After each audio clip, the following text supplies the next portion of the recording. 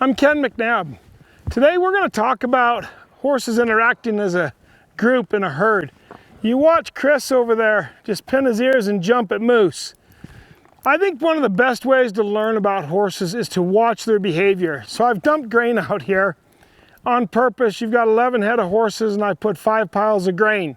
You're going to watch the pecking order happening right here.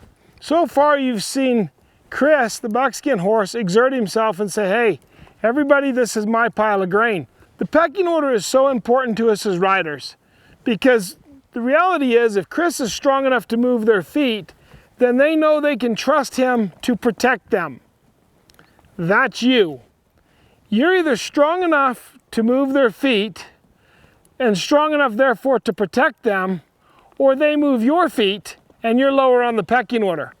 The problem with being lower on the pecking order is you get told where to go and how to get there. The problem with being lower on the pecking order is frequently your horse makes a decision you don't like, but because he sees himself as higher on the pecking order, that's okay with him. You watch Shortcake, he's going to come back over here and try to get some grain away from Chris. Not because he thinks he's tougher than Chris, but because he hopes Chris is going to tolerate his friendship. Not going to happen.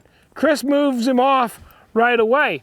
Now to stir things up a little bit, I'm just going to ride through the midst of them and move them around a little bit.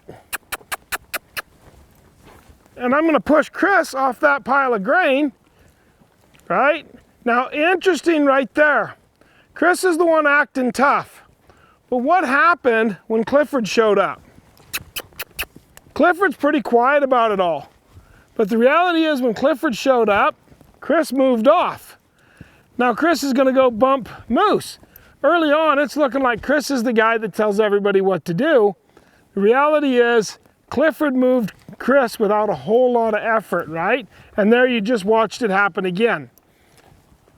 Just like in our lives, lots of times the toughest guy in the room isn't the one doing all the talking. Lots of times the toughest guy in the room is quiet about it. And that's what just happened. And that's why I love to watch horses interact. You learn so much from them. I would have never guessed that Clifford was the guy out here that was higher on the pecking order.